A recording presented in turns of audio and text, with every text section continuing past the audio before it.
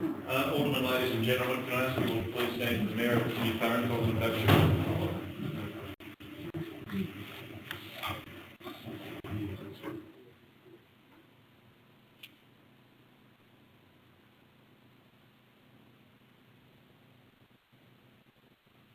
Good evening, ladies and gentlemen, and thank you. To introduce proceedings tonight, I'd like to invite for the first time Reverend Anne Perrin, who's with the Clarence Uniting Church. Thank you, Anne. Thank you, Mr Mayor. Thank you, councillors, and ladies and gentlemen. It is a pleasure to be here and to offer prayer at the beginning of your council meeting. I've just heard that Father Peter often talks about the football. I'm sorry. I'm sorry. There you go. But I would like to acknowledge that while I bring the prayer today from the heart of my Christian faith, we may have people here from other faiths or from no faith. But I think we all join together in wanting the very best of the people, for the people of the Clarence area. And if you are willing, I invite you to say Amen at the end of this prayer. Let us pray.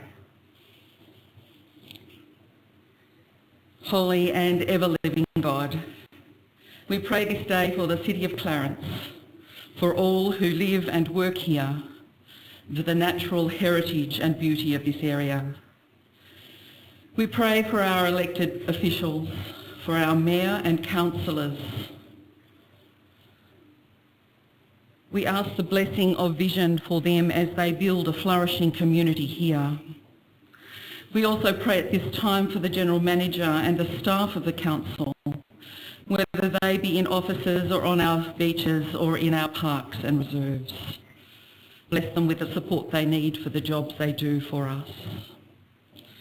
We pray for all those who contribute to the economy of our area, those engaged in small business or those engaged in agricultural activities.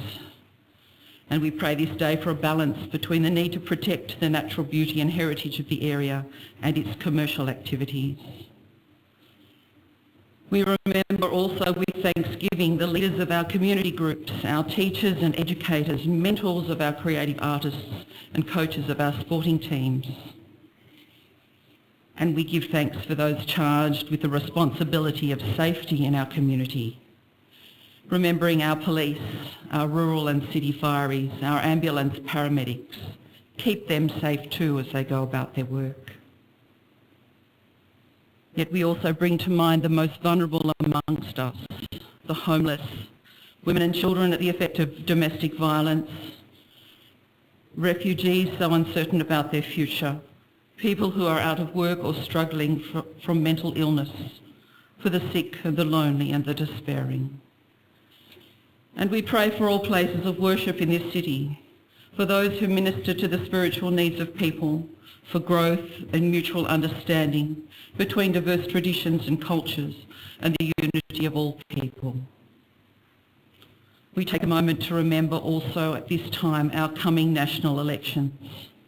We pray for those who govern and who wish to govern. Give them wisdom and skill, imagination and energy.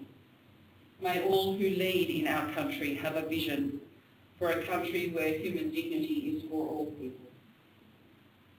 Holy God, allow us to be transformed by your grace and love us through Christ, that we may see the unlimited potential that is before us as a community of generosity, trusting in faith this day. Amen. Amen. Before proceeding, I'd like to acknowledge the Tasmanian Aboriginal community as the traditional custodians of the land we're meeting on tonight and pay respect to elders past and present. I'd also like to remind everyone that this meeting is recorded audio-visually and will be available on the website towards the end of this week. Thank you.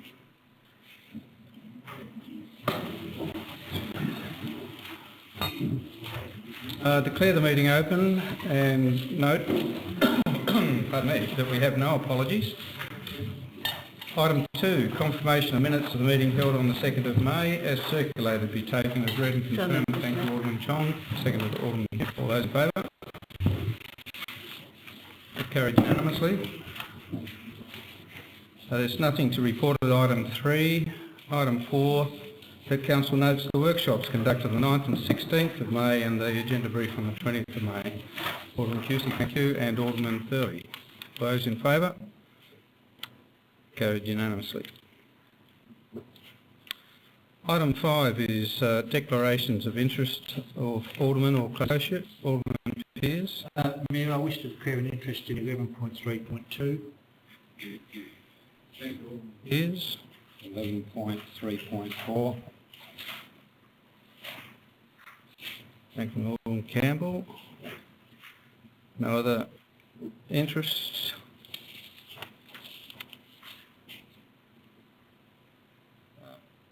At item 6, item 7, there are no matters on notice. Public question time. Are there any questions without notice from members of the public? There being none. Item 8 is deputations by members of the public. General Manager. Thank you, Mr Mayor. We have one speaker this evening, Lucinda Sharp of 167 George Street, Goldcock, who wishes to address Council in regard to development application 2015/124. Come forward, please. I do need to remind you that there's only 3 minutes available and there'll be a tone at 2.5 minutes.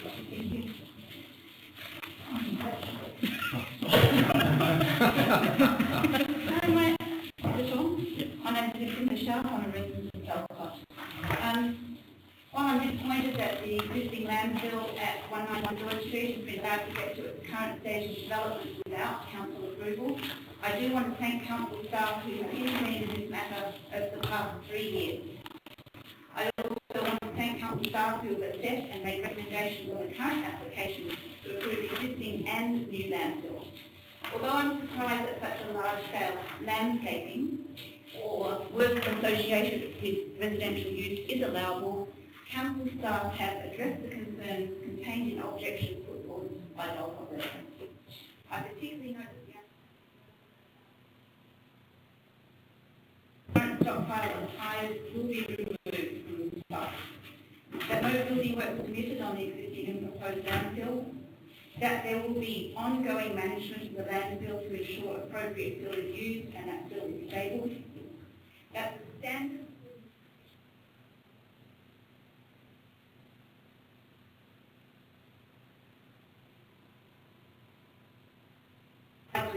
suffered cystic lung disease contracted during his army service in Vietnam, and previous building activity exacerbated his breathing difficulties. I also note that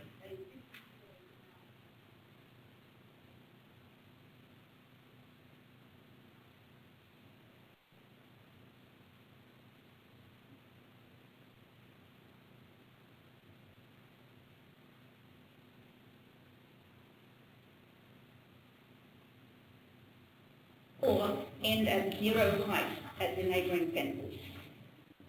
2, that before work commences, the applicant provide a new set of plans based on the conditions recommended by council staff.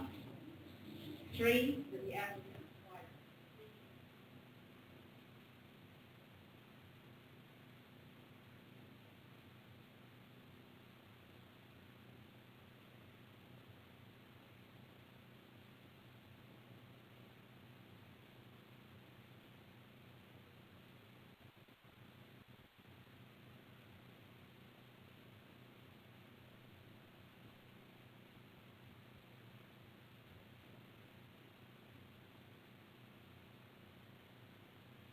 Thank you very much.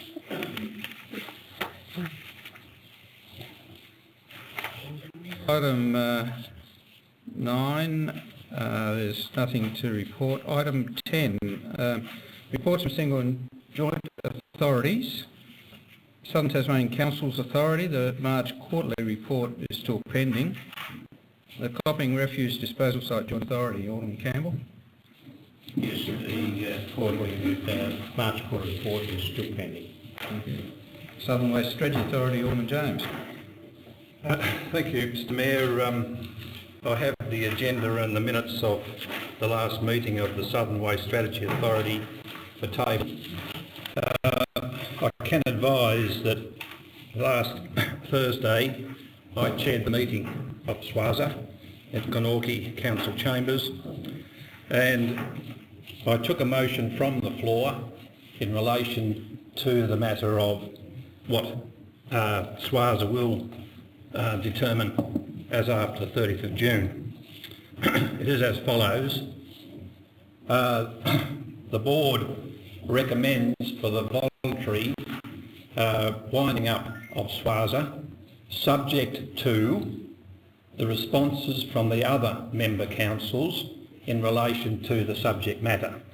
In other words, Mr Mayor, there have been 4 responses from member councils, and we're still awaiting, obviously, the other 5. The motion was carried unanimously.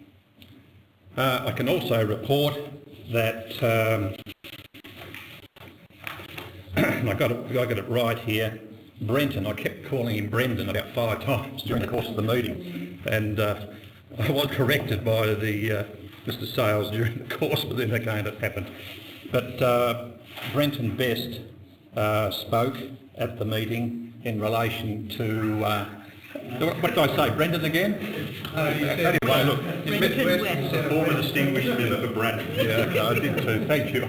I'm going to walk out. Anyway, Mr West spoke in relation to the matters and so on. I can say that the balance of the organisation at the 30th of June is around about $38,000. Subject to another meeting, which we will be having obviously towards the end of June. The matter of distribution of the surplus will be distributed in accordance with the formula that was adopted by us or by the organisation some time. There is one exception to that, of course. Hobart City Council doesn't get a share of those funds because they withdrew some 12 months ago. So that's the situation, Mr Mayor. I think it's a good decision. All the members that were present, were quite clear about this, and I think it's time for us to move on. And I can only say that it's a tremendous experience to have the management organisation working with the elected members, and I know there's been a number of members in this forum that have actually said that it's one of those things that doesn't always gel, but in this particular instance there has been this very good rapport between the management, that's the technical arm of the organisation of these councils, and the elected reps. Thanks, Alderman. Oh, and I table Sure. it's according. Thanks, Alderman James. It's obviously a challenging time for the organisation, and your report's very much appreciated. In regard to Taswater, Alderman would have received a letter from the Chair of Taswater concerning distributions, and the intention is that that be raised at the workshop on the 30th for further discussion.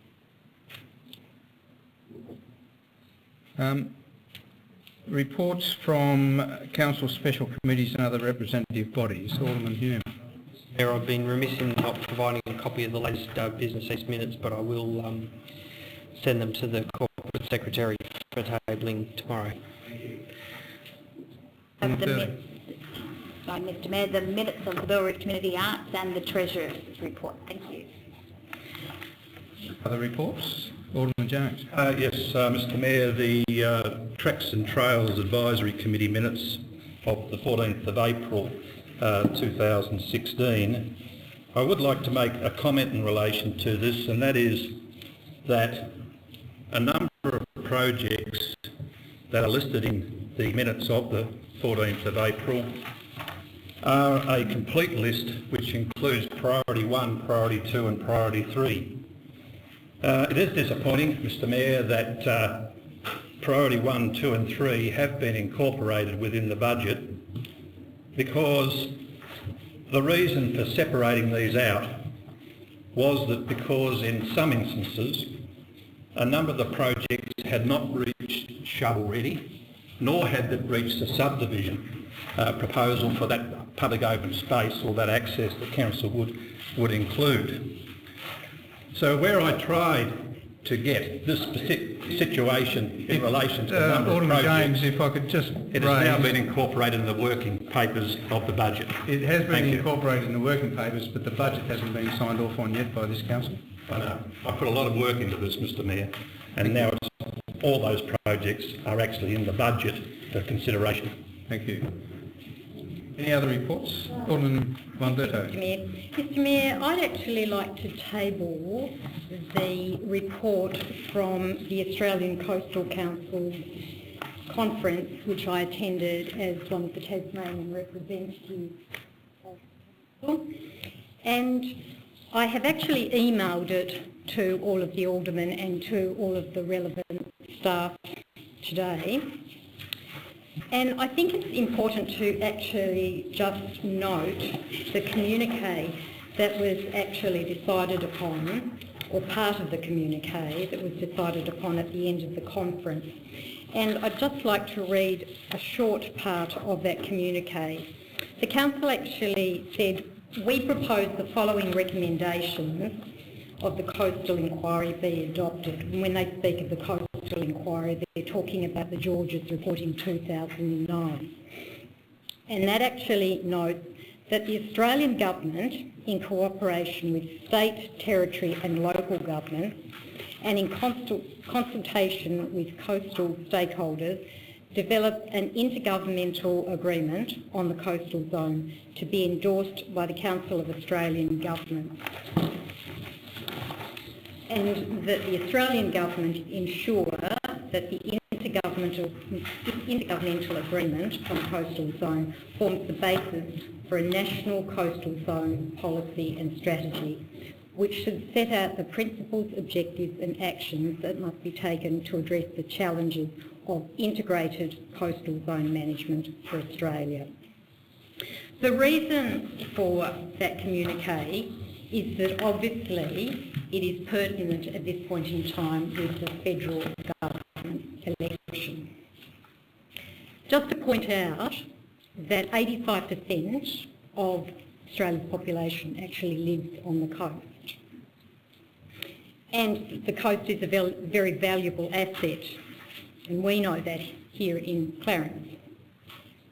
We have a population of 24 million that is looking as though it's going to go to 40 million by 2050. And the issues related to the coastal zone are only going to actually exacerbate in those years.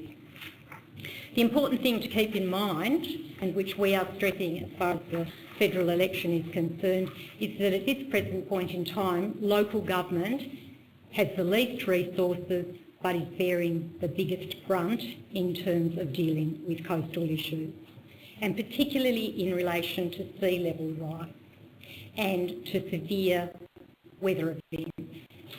And that is causing coastal erosion and coastal inundation, which is happening in Tasmania, Australia, and certainly within Clarence. So that is why it's really important at this point in time that that communique has actually been developed.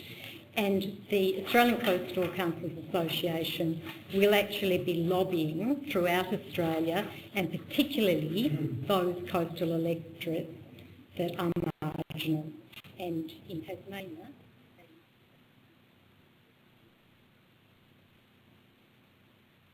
so we will actually be pressuring all of those candidates in relation to looking at a coastal policy that actually gets the federal, state and local government involved, and that we get resourcing, which we very desperately need. Thank you. Are there any other reports from outside bodies or committees? Moving on to item 11.1, the weekly briefing reports. That the info in reports of the 2nd, 9th and 16th of May be noted. Thank you, Alderman Fairley. Seconded Alderman Chong. Any questions on the weekly briefing reports? Put the motion then. All those in favour? Carried unanimously. 11.2, determination of petitions tabled at previous council meetings. 11.2.1, in regard to Corella Turitia Bushland Reserve Walkway. Alderman Cusack, thank you. Second, Alderman Thurley. Anyone wish to speak to this? Only to say, Mr Mayor, that in the notes of the report in detail, the walkway is closed due to difficult access. There's been a consultation process. The reserve plan currently being developed recommends a walking track between Corella Street and Ocean Drive through the bushland be completed, and the relocation of bus stops has been a major impetus in this move to have this reopened. Yes, Mr Mayor, I would be very keen, or will be very keen, to see the results of the consultation, because I think we need to think carefully about reopening that access. And I think we need to look at what other alternatives there are. There are alternatives such as Tuna Street, and when it actually details that there's been 30,000 set aside for a number of years, I think we've got to keep in mind that it's not only about the steps, it's actually about the access through the reserve, and there is a very steep gully which may pose a safety issue. There's also the issue of the amenity of the neighbours in relation to where the path is likely to go, and so looking at fencing issues. So it's going to, I believe, be more than $30,000 that we're going to be looking at. And so if we can actually look at alternatives that don't have the issues related to that particular area, I think we need to do. Echoing the sentiments of Alderman von Berto when she mentioned that if the issue is access to the bus stops, that Tuna Street might actually be a good alternative. Just looking at Google Maps, and I've checked with the Metro site to make sure that their bus stop locations on Google Maps are accurate, and they are. And Tuna Street is actually directly in between two bus stops on opposite sides of the road, whereas the Turitia Bushland Reserve is actually over to the right, which means that if you wanted to access the bus stop on the south side of the road, you would have to walk some significant distance if you went by that pathway. So if there may be other imperatives behind access through that reserve, but if the argument is in relation to access to the bus stops, then Tuna Street would be a better option.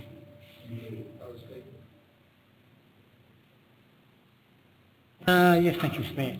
Only to say that in response to Alderman von Berto, I'd be amazed if council officers and council engineers would construct walking tracks that are dangerous.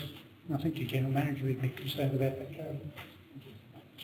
So the motion before the Chair is that we note the intent of the petition, and we will consider the request through the Corella Bushland Reserve as part of the master plan that's being developed for the reserve. So all those in favour? Carried unanimously. Now advised that Council intends to set as a planning authority under the Land Use Planning and Approvals Act for 1993, and item 11.3.1 is a development application at 205 Clarence Street, Belria, for a change of use to business and professional services. Thank you, Alderman Pearce. Second, Alderman Chong. Thank you, Mayor. I think this is very straightforward. It's a change of use, and I think the officers have picked up in the recommendation the appropriate things that need to be done in this, so I totally support the recommendation.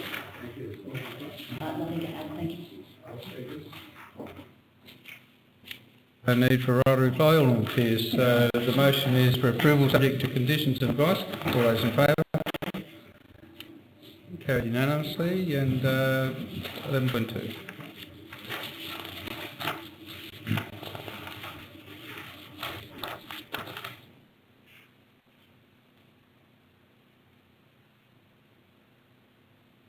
Item 11.3.2 is a development application for 6 Eastern Highway Rose Bay for 2 multiple dwellings.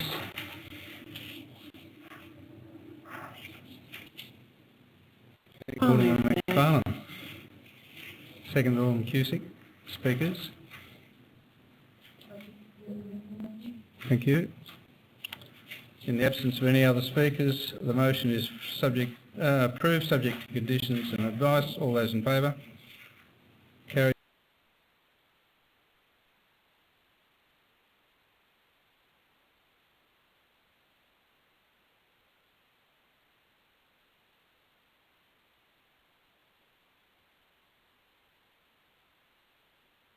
Issues that I was concerned about, and I believe some other people were concerned about. Other than that, I think it's a fairly straightforward development for a warehouse.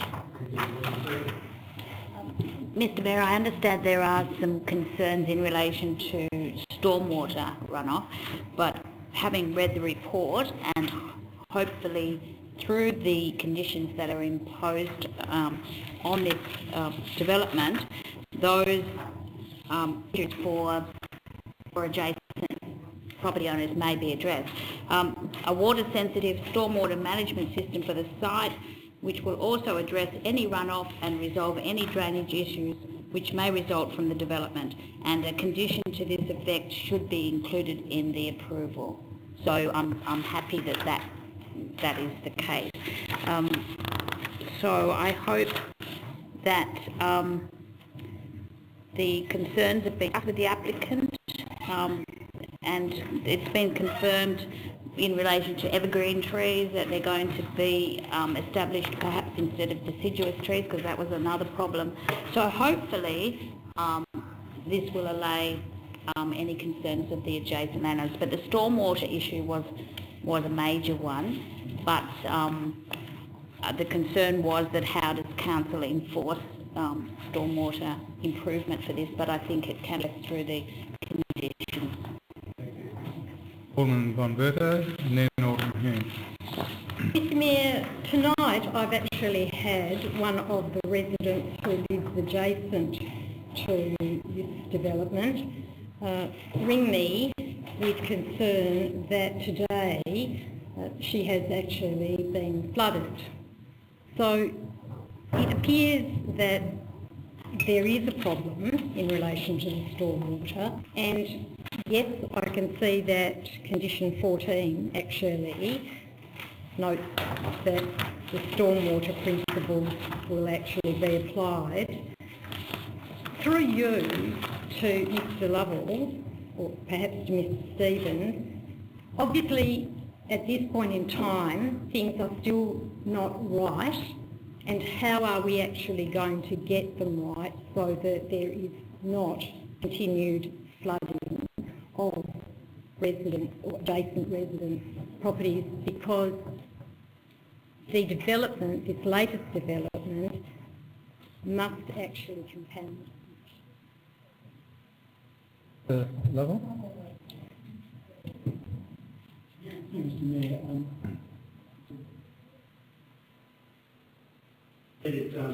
we were reported to the council today that there was flooding. Our officers were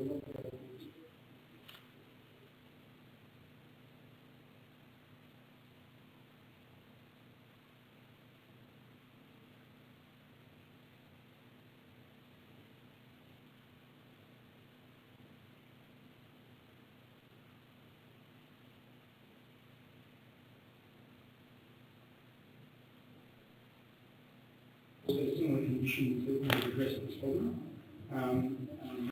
Because that development proceed.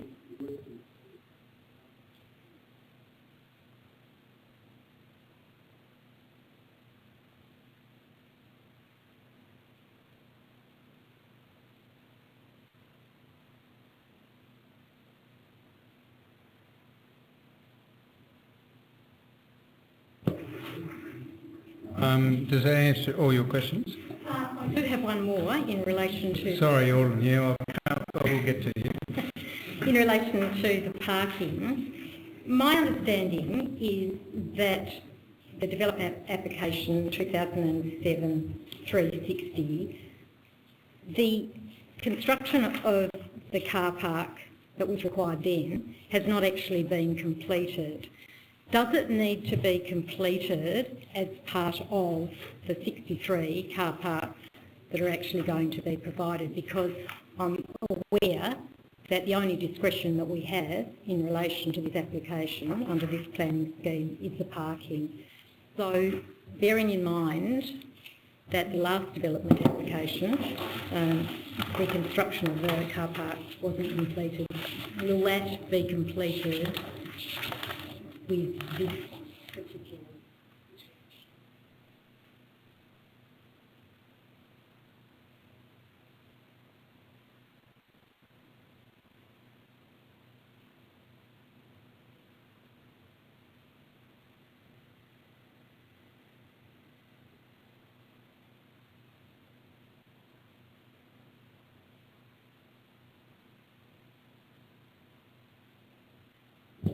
Alderman Hume.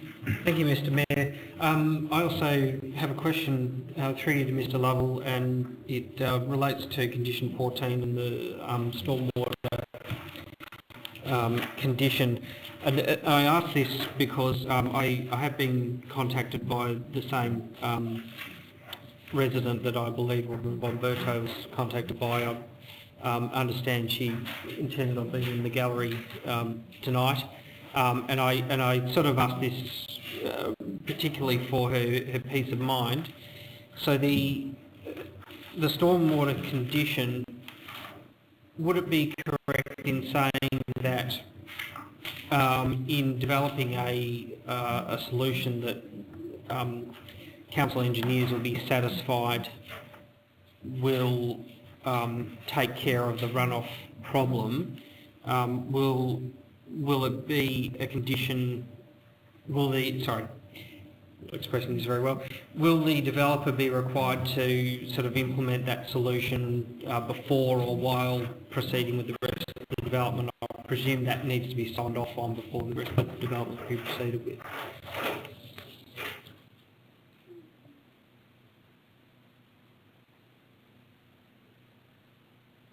There are three conditions that relate to stormwater. In fact, there's stormwater principles, but there's also engineering designs and car parking conditions, in which stormwater must be designed. So, again, prior to the completion of this development, those conditions need to be satisfied. They will have to provide engineering designs showing the stormwater, how the stormwater system will work, and to show that it complies with the legislation and not impact on the property. It is correct. They will be submitted to the council engineer, and they will be checked and signed off to ensure that they meet the relevant standards. The other speakers, Alderman James. Thank you, Mr Mayor.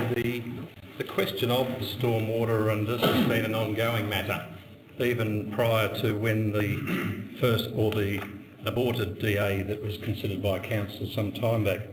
In actual fact, this has been a major concern for not only the lady who contacted us today, also from another representative who lives next door. The fact of the matter is that this has been a problem, and I would like to be assured that in fact the comment on page 111, when the engineers, and I quote, council engineers have assessed the proposal and are satisfied that it will be possible to design a water-sensitive stormwater management system. Well, possible, these sort of words, possible.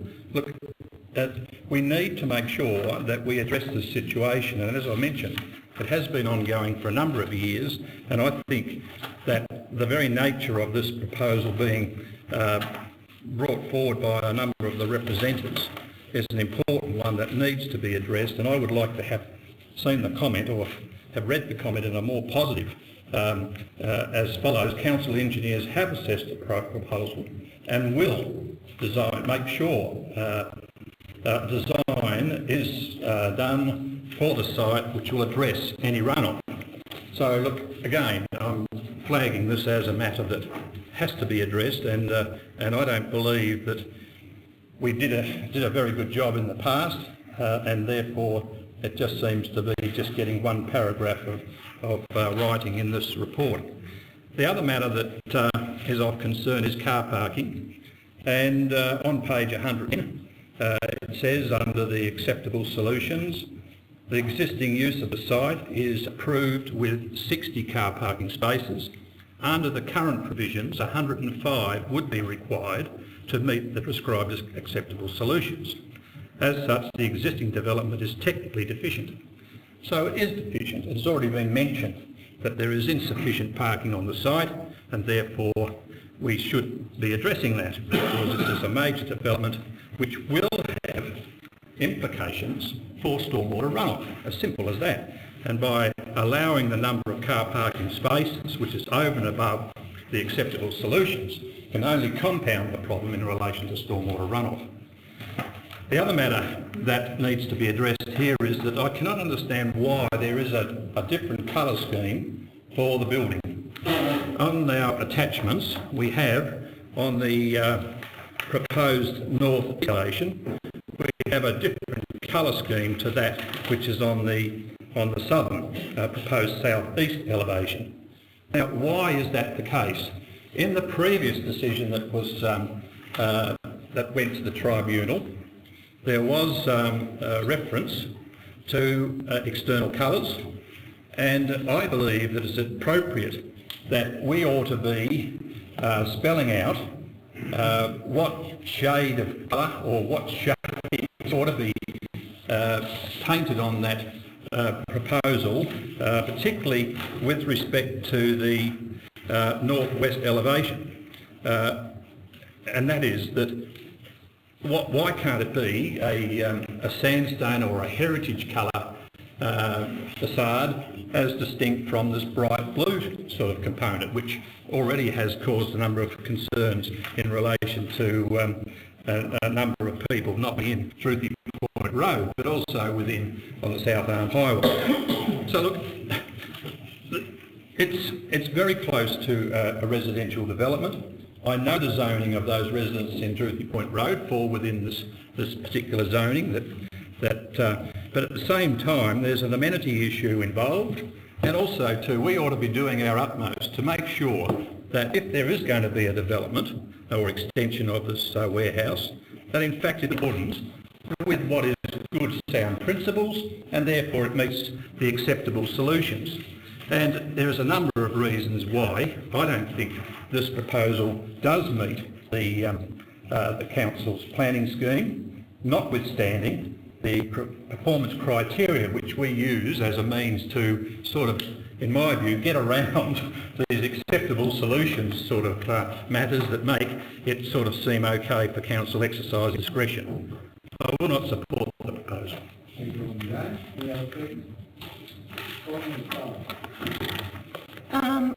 I really do have to badger the engineers regarding the stormwater provisions. There is flooding, and as Alderman James has stated quite constantly, we see conditions being put that the community do not feel get followed up. Accordingly, you know, it's all well and good for engineers to go down there when it's not raining. They need to be down there when it is raining. So if that could be followed up, I'd appreciate that. Thank you. Other speakers? Yes, Mr Mayor. Walker. Look, I'd just make a couple of quick comments. The zoning of the neighbouring blocks of land has been noted, but just in relation, Mr Mayor, to some of the points that Alderman James raised, we had a almost existential conversation on mute zones at the Friday briefing, and as to what fits and what doesn't, and you can raise it as much as you want on your interpretation subjectively of what a good muted and a bad muted tone is, but I think we know that the Planning Commission wouldn't be at all muted if we tried to use that as a point in this instance. I'd just also like to touch on the car parking thing, and I'd draw people's attention to page 110, and on the right column of page 8, there is no demand for a public car parking facility in the area. There is also not sufficient commercial usage to generate car parking demand for such. As such, Council has no immediate plans to investigate nor undertake such a development.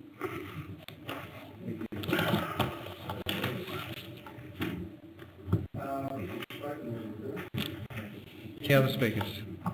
Right, reply, Alderman Pearce. Thank you, Mayor. And the stormwater runoff was raised many times, and I read the comments on page 111, and I'm pretty satisfied with the planner too, discussing what would happen with that, so I'm quite comfortable with that. Also, car parking has raised its head too, but if you read on page 109, it's got council engineers have assessed the traffic impact assessment and accepted the findings of the traffic engineer. So I think that's a certain situation, and I certainly support this recommendation. Thank you. So the motion before us is for approval, subject to conditions and advice. All those in favour? Against? Carried.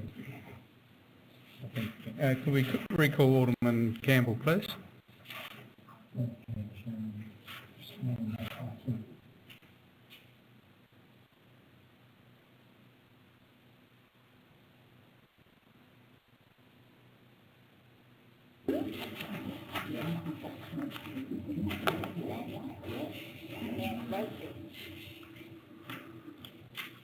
11.3.5 is a development application at 10 Kavanagh Drive, Oakdowns, for an outbuilding. Thank you, Alderman Farmer. Second, Alderman Pearce. Speakers? Thank you. In face of that eloquence, I'll put the motion. All those in favour?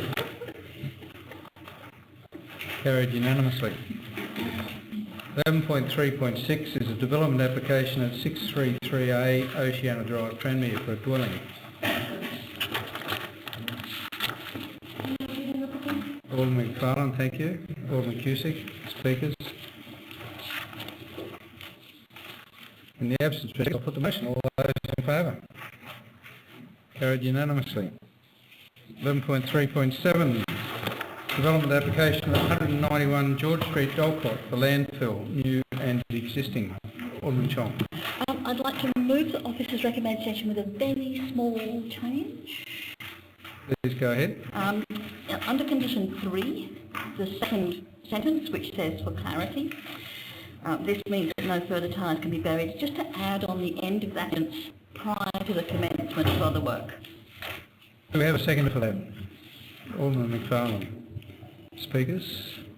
I think the officer's recommendation is fairly succinct and sensible, and it's sad that it's been allowed to get to the stage it is at the moment. It'll be good to have it cleared up.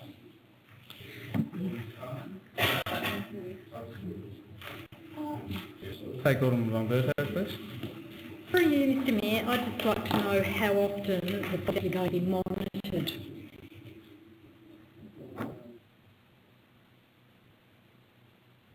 We don't have a regular operation plan. However, there will be certain stages that you can see as part of the sign-up process. We also expect if there were any complaints brought to our attention as a result of things that might be going on. But also other applications for the relation to sites or environmental policy. So in the review of inspections, but there is no direct boundary other than they will be undertaken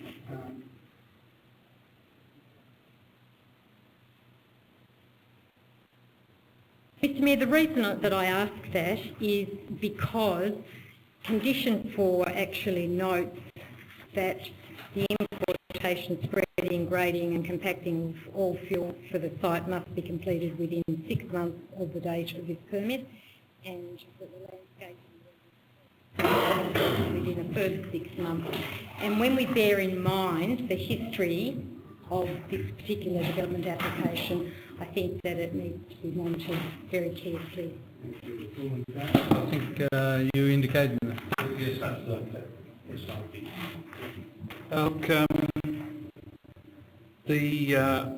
in the recommendation on page 3, on 153, para 3, For the remainder of the works on site, the nature of the material utilised must comply with the definition of clean fill. There's a couple of words that have been incorporated in the motion from Alderman Chong, okay. But what's interesting, for clarity, this means that no further tyres can be buried and that the existing stockpile must be removed from the site. Now, okay, what that means, or applies as far as I'm concerned, is that those tyres that are actually protruding and are stockpiled on the site, they have to be removed. But what about the tyres that have been actually consumed and used as infill within the site? Because that has already been addressed, or has been referred to, I should say, on page 159, when it says 5.3, representatives are concerned that the inclusion of tyres in the fill material will result in leaching of harmful chemicals into the soil and therefore into their land. The comment is from the officers. Council building engineers and environmental health officers have considered the application and are satisfied that the fill present will not cause harm to adjacent properties through leaching and will not pose a fire risk. But this, Mr Mayor, is the most important part. As an alert for future use of the site, it will be classified as contaminated site, and potential future use or development of the site will have to factor this into the design and assessment of the proposal.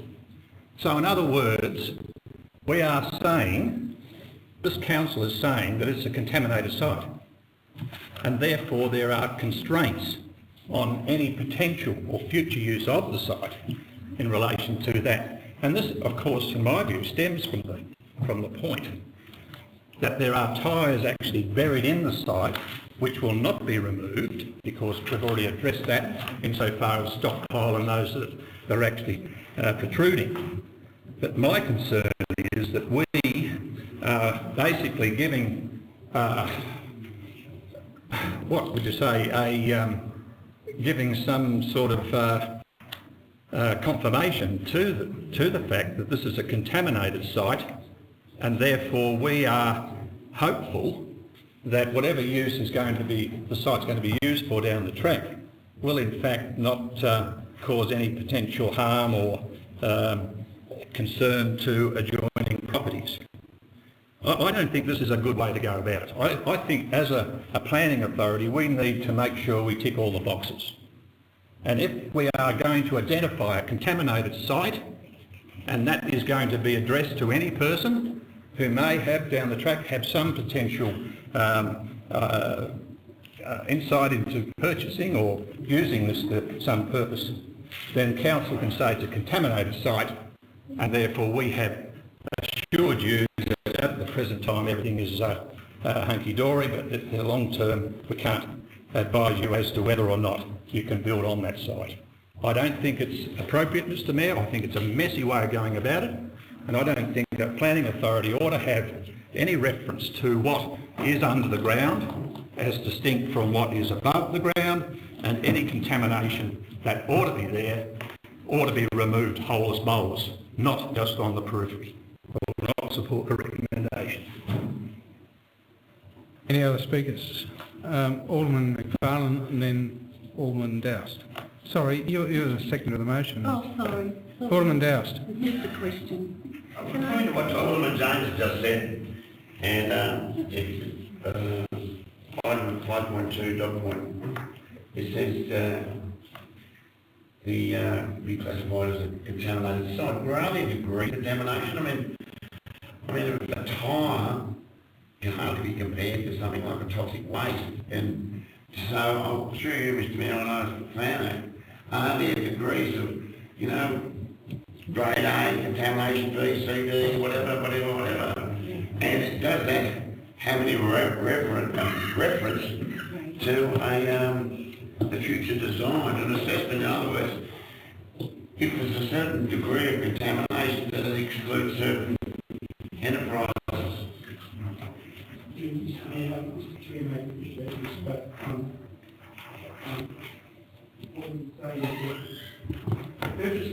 identified it as a contaminated site.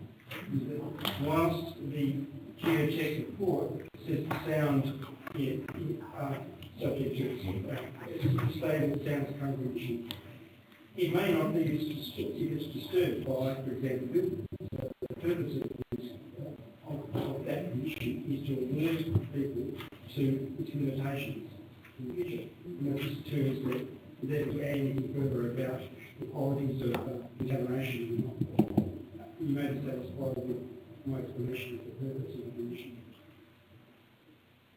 Mr. Tui? Environmental Management Pollution Control Act and supporting regulations do have a definition of what a contaminated material is, and yes, there are various degrees. Tires by themselves are listed as a contaminated item, but in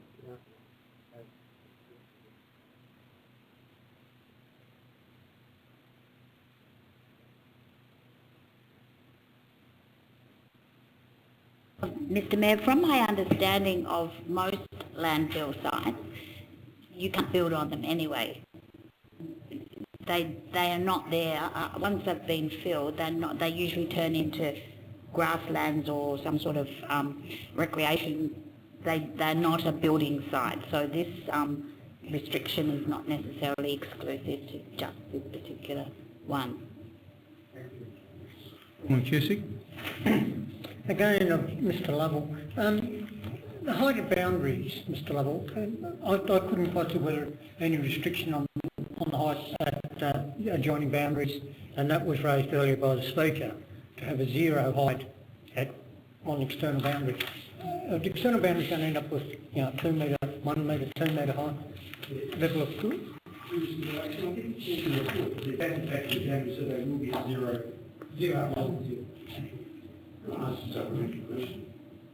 Sorry, it's not permissible under the meeting regulations for you to have another go. Perhaps you could prevail upon another of your colleagues to ask it for you. Alderman Hume. I just wanted to draw on something that Mr. Tui said in response to a question about contaminated site. There are instances where contamination is actually better to be left undisturbed if it doesn't present a threat where it is. And my understanding is that the advice we're getting from council staff is that the tyres undisturbed do not present a threat. There isn't a leaching risk. I've even heard that advice given in relation to stuff with dangerous asbestos. Asbestos, of course, in its fibrous form, the advice is always no, that's a big danger, you have to remove it, but when it's in cement form and it's left undisturbed, sometimes it's better to just leave it where it is rather than disturb it and present a risk. So, I can understand the advice from the officers that it may actually be better to leave those tyres buried rather than disturb the site. Alderman Pearce. I get this right, Mayor. If tyres are used in certain areas for artificial reefs, why are they classified as contaminated? That's it.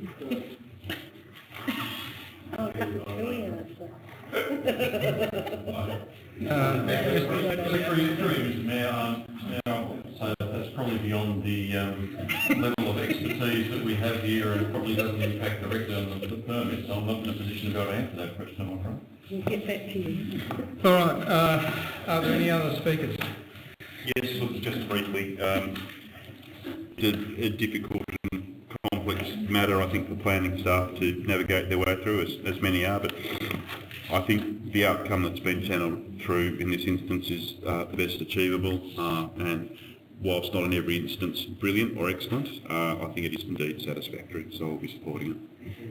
Alderman Cholm, in your right of reply, could you remind us of the slight amendment you made to the recommendation, please? I certainly can. Thank you, Mr. Mayor. Look, in a perfect world, this landfill wouldn't be there. This landscaping, whatever the appropriate word was, wouldn't be there, and we wouldn't be having this discussion. It is there, right or wrong, it's there. What we need to do is look at how it's impacting on neighbours and the general amenity of the area and deal with it. And I think this recommendation does. The slight amendment is at the end of condition 3, the second sentence, add the words at the end prior to the commencement of other work. So the intention is that the tyres which are stockpiled on site at the moment would be removed before any of the other work is commenced. Okay. I seek council's support. Thank you. So the recommendation is as amended. All those in favour? Against? Carried. Item 11.3.8 is a development application for 50 Bridge Street, Richmond, partial change of use to take external alterations. Thank you, Alderman Chong. Second, Alderman Pearce. Speakers? In the absence, the motion is for approval, subject to conditions and advice. All those in favour? Carried unanimously.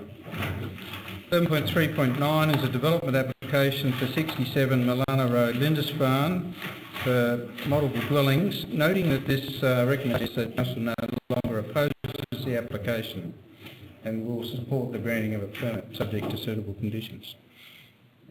Thank you, Alderman Thurley. Second that, Mr Mayor. Second, Alderman von Berthoud. Speakers. As you've stated, this is back purely because the original design has been altered, and whilst the matter has come before the tribunal, it is up to council to now accept the new design. Now, noting that the important thing to note is that the reason it was refused by some of the aldermen, myself not included, but some of the aldermen, those the main conditions don't exist anymore. That the design comes within the building envelope, so those concerns are no longer there. Any concerns are are related to internal impact, so it's within the confines of the existing of that particular block.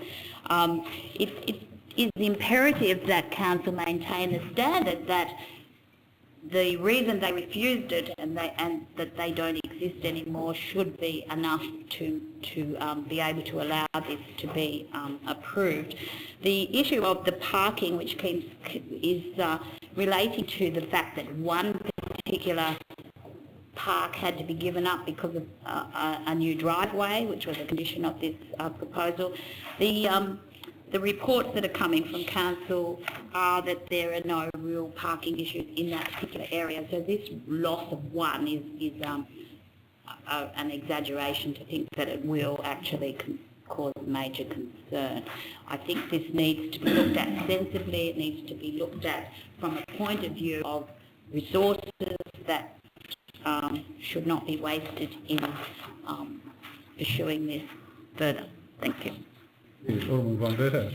Thank you, Mr Mayor. The clincher for me is the external lawyer's recommendation, and I do wonder though, and perhaps through you to Mr Lovell, there appears to be, in the report on page 185, the way is there a discrepancy between what the staff believe and the planning consultant? It says the effect of the amended plans is that the proposal now achieves compliance with the building envelope requirement. In addition, the amended design would result in the proposal achieving a higher level of compliance with the sunlight and overshadowing standard. But then if you go down a little way in that paragraph, it says the planning consultant engaged by council has advised that in their opinion the proposal still does not comply with clause 10.4.4P2, overshadowing of the dwelling on the same site. So there just appears to be a discrepancy. Is that correct? Lovell? Yes, Mayor. So in that the planning consultant is referring to variations to the standards of protection soon, overshadowing and so on. Whereas the council's concerned with refusal were about the external impacts, if you like. So the first ground related to, paraphrasing, when there would cause unreasonable loss of land to the adjoining properties. So the planning document was talking about adjoining properties, he's talking about minor variations within the site. Well explained, Mr. Tui. Any other speakers? That's all right. We know what you're talking about. Lovell. Oh, still confused. Mr. James, Alderman James. Yeah, look, this is a difficult one, and I will commence by saying that really this DA 2015/324 is a different DA. It's not a DA that was advertised. The DA that was advertised does have the heading Development Application D215/324. What we have in front of us now is not really a DA. What we have is a revised set of plans that the tribunal has basically made a decision on and then took them back to council for us to make a decision in relation to the revised plans, not the DA. So I just want to make that clear from the outset that we're not talking about the Development Application 2015/324 because it's been changed. It's been changed by the tribunal, and my contention is that this thing ought to be advertised. Now that hasn't happened. It's gone to the tribunal, it's gone to mediation. The parties couldn't agree. The appellant, I beg your pardon, the applicant, made a very strong case to the tribunal. The tribunal accordingly made a decision to say, well look, the plans have been revised enough to satisfy us and therefore we will send it back. The appeal is going ahead. It hasn't stopped the appeal. The appeal is going ahead. But what it's doing is it's basically taking the joint approach that council would have taken with the appellants on a sort of a joint approach to the tribunal and argued the case on why council came to that decision at the time. If this recommendation goes ahead, council is taking a step back. It's no longer as part and parcel of the process, and therefore the appellants will be left high and dry. They will not have the support or the joint approach of council planners and to defend council's decision on DA 2015/324. It's interesting to note that on page 186 it says, I quote, "The modified design is considered to address one of those core reasons for refusal." Not all of them, one of them. And it goes on to talk about the building envelope, etc., etc. So there are other factors that have come into play here, and they are in fact to deal with the car parking and also to deal with a number of other issues that have been brought to account on page 185, and that is the planning consultant engaged by council has advised the proposal still does not comply with clause 10.4.4.P2. Overshadowing. Overshadowing is still a factor in this proposal, as it was in the original, or in the DA that was advertised. In this varied report that's come to us, not the DA, the varied report with the redesigned plans, that in fact has not been addressed, and it's still a factor because it's not the core reason for change, it's one of them, and that was the envelope creation. Also, clause 10.4.6P2, overlooking of windows of habitable rooms and private outdoor space of the dwelling on the same site. Okay, the envelope hasn't changed, or has changed, but the impact on overlooking and windows from habitable rooms has not.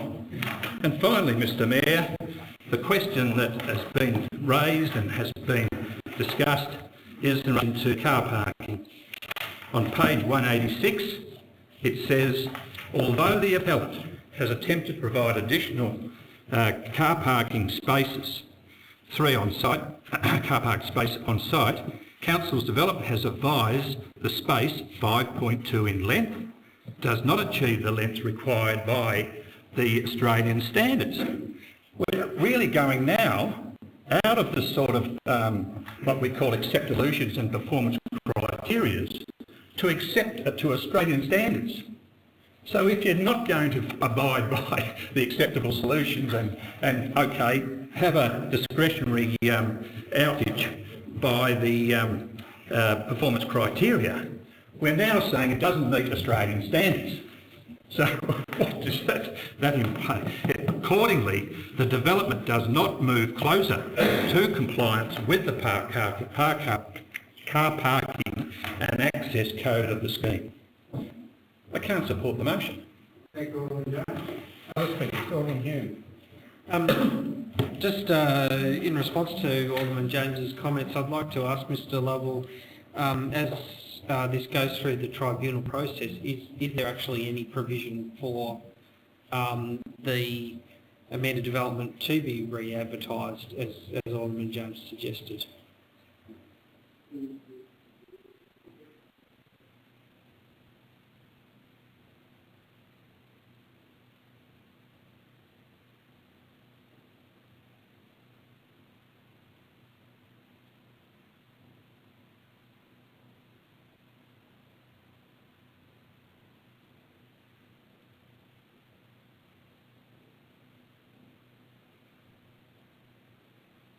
Look, I think this is a fairly open and shut case, just in the fact that we have received advice from a solicitor that says that if we don't accept these amended plans, we are likely to lose our case in the tribunal.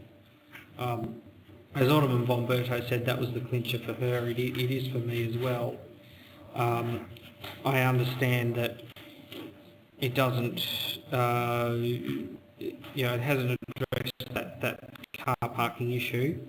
10.4.4, while that still remains an issue, it wasn't actually part of the reasons for council's refusal of the development, and therefore, we can't then raise that as a reason after the fact. And then in relation to not meeting the performance criteria of 10.2, the proposed amendment actually complies with the acceptable solution, which means that can no longer be a factor in our refusal. But the key thing is we have solicitors' advice that says that, if we continue to oppose this development, we are not likely to win the case, and the best course of action, I believe, given that, is to accept the amended development.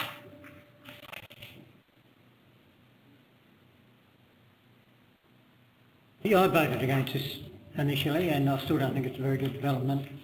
I'm not an expert in planning law, as some other aldermen may be, but again, the senior consultant from Dobson Mitchell Law Port says in those circumstances, my recommendation to council is the result of consent to the permit being granted subject to conditions.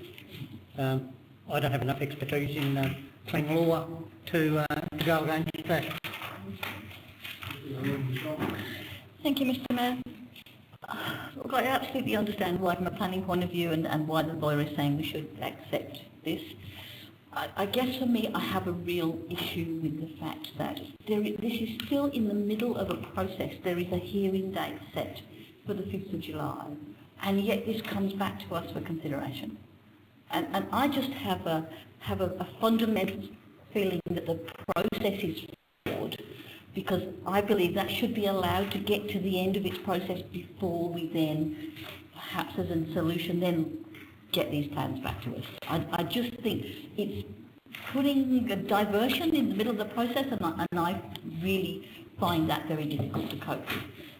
Understand that's the way it works, that's what we've got to deal with. I just don't like it, but we're not going to change that in a hurry, I suspect. Just a clarification that this is a mediation process, and so therefore that's why it comes back to us now, isn't it? Yeah. It's finished. Okay.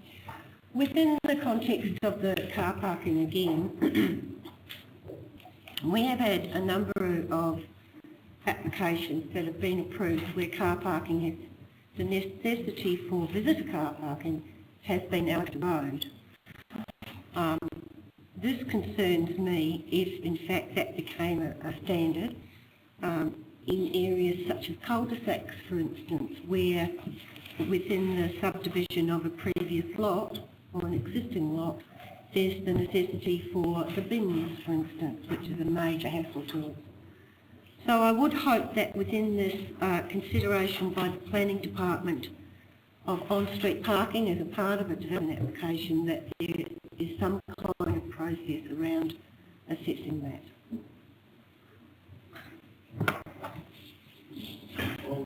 Yes, look, this matter originally came before us. I supported the officer's recommendations at that time. That wasn't the view of the majority of council at the time. Process has ensued rather. There have been costs to council for this, quite significant, around the legal costs. Certainly been costs for the proponent. When you're holding on to a property like this and you're a young person with a family, part-time, it's difficult and it's hard, especially doing so to try and maintain the area in which you grow up. But we're not on those matters. We're on the matters that are planned, and it comes down to this point. The grounds for refusal that were determined last time are effectively, now no longer current.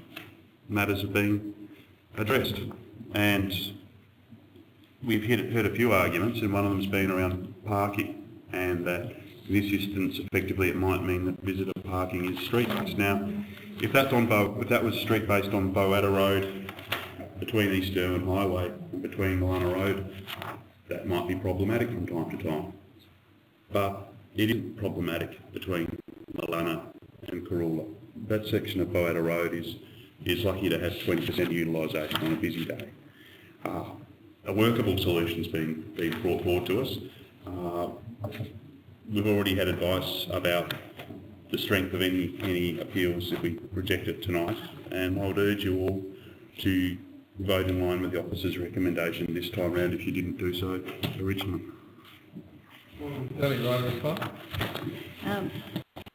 If we look at the facts of this particular issue before us, the original reason for refusal of the original plans was that the proposal, principally there were only two issues.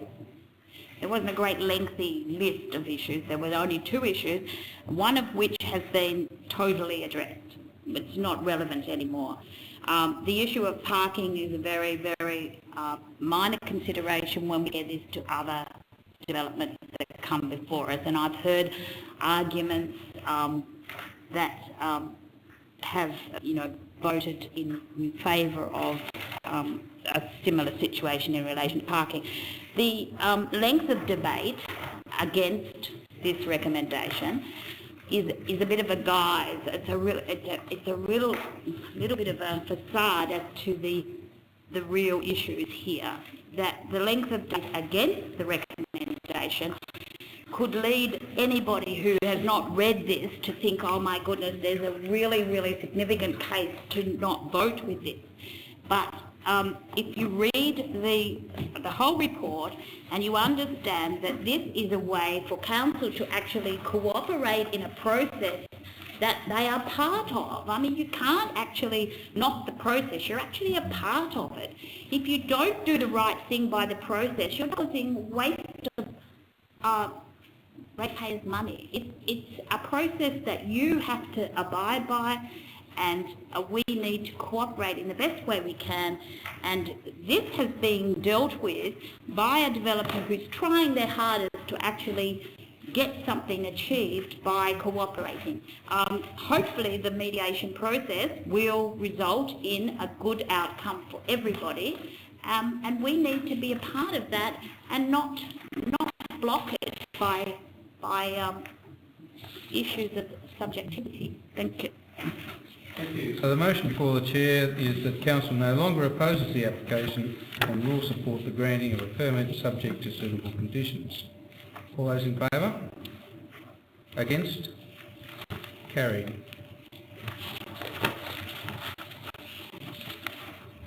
Item 11.3.10 is a subdivision application for 12 to 30 Pass Road, Howrah for a 6-lot subdivision. Thank you. Seconded, Alderman Campbell. Speakers? All I'd like to say is hallelujah. I believe the report is very clear.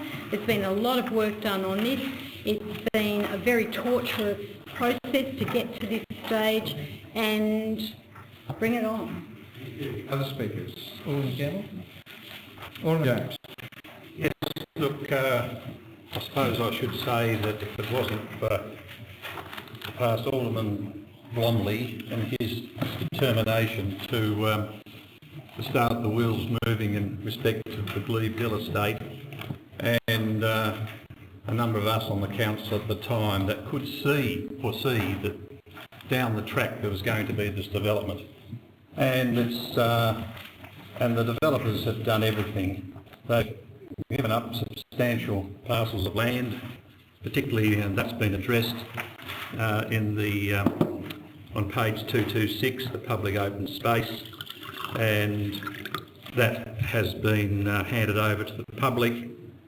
We've also had another stage 26, which did cause some angst to some members of the public, but at the end of the day, there was that vision that the Nichols subdivision would be accessed through that stage 26 and therefore allow them to subdivide once they had done a few changes with respect to the quarry and the rehabilitation of same. So it's been a long process and a worthy one. And even though there have been some representations, there has always been a clear method of what and determination on what was going to happen with that area. There has been, I drove down there on Sunday, took the mother for a drive through Pass Road, and already that roundabout's been incorporated within the proposal. There's the development on the southern side of Pass Road, which is going ahead in leaps and bounds. And as if you think and look back at some subdivisions over the years, and I, for one, consider Oakdowns a masterpiece on this council's part, because we overcame a number of obstacles back then, and I think Glebe is a number 2 on that pecking order. And I think that it's done tremendous PR for the city. The Premier has been down there, and he has obviously given his support to to what's happened down there and as far as what's been proposed down the track. So I definitely support this proposal and believe it's one of the great developments this council has attributed to the development on the Eastern Shore.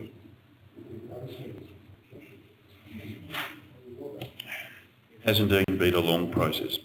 The outcomes from this will be more opportunities for the establishment of business, more choice and opportunities for residents as far as shopping and consumption goes. So it's a really sensible strategic location for commercial activity, belatedly somewhat.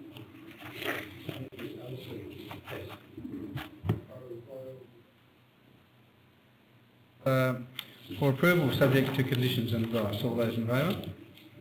Carried unanimously. It's been the longest planning session we've had for some time. 11.3.11, subdivision application 20 Tiana Road, Lindisfarne. Alderman McFarlane, second Alderman Cusick. As recommended. Other speakers? Motion is for approval, subject to conditions and advice. All those in favour? Carried unanimously, and that concludes our business as a planning authority. Moving on to 11.5.1, the Pindos Park Management Plan. Alderman McFarlane, thank you. Seconder? Alderman Pearce. Alderman McFarlane? Alderman Pearce, would you like to speak to the motion? The Alderman went down and just had a look at the area, so in turn, so I think let's get management plan done. Other speakers? We'll take Alderman James. Just got there. Move first. Yeah, thanks.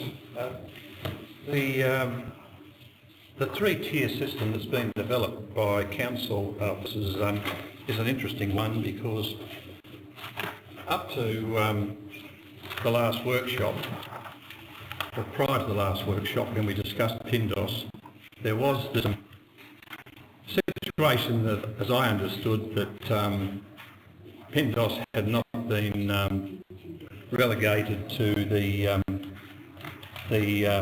second in the pecking order of a district versus a local park.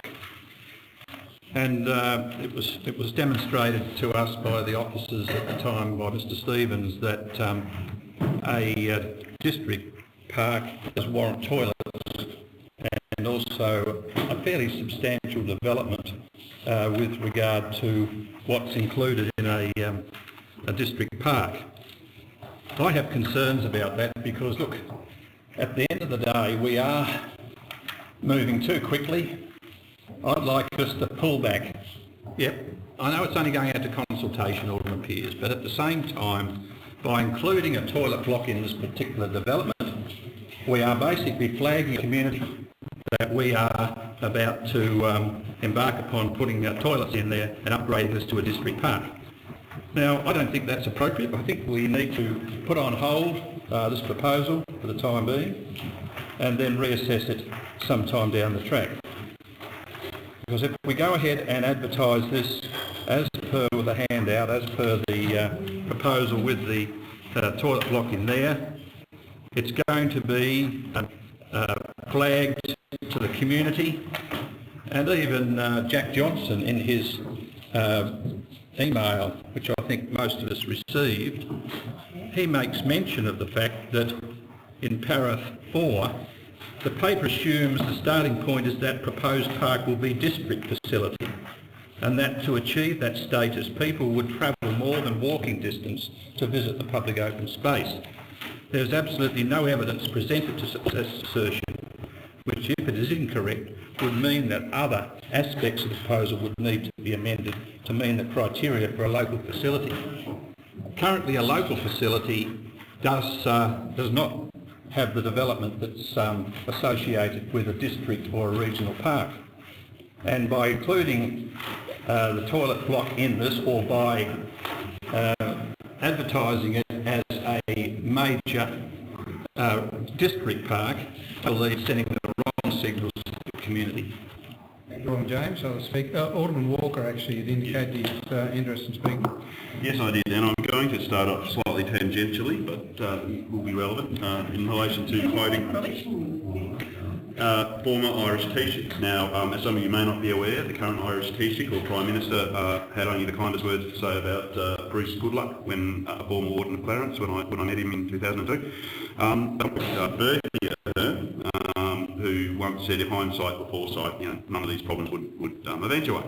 And that resonates with me in relation to page 258, 1.5. In response to a petition requesting fencing on the playground at Pindos Park, Council at its meeting of 29 September 2014 resolved to develop a management plan for Pindos Park, Cranmere, which will consider inclusion of fencing, play equipment and other facilities within the park.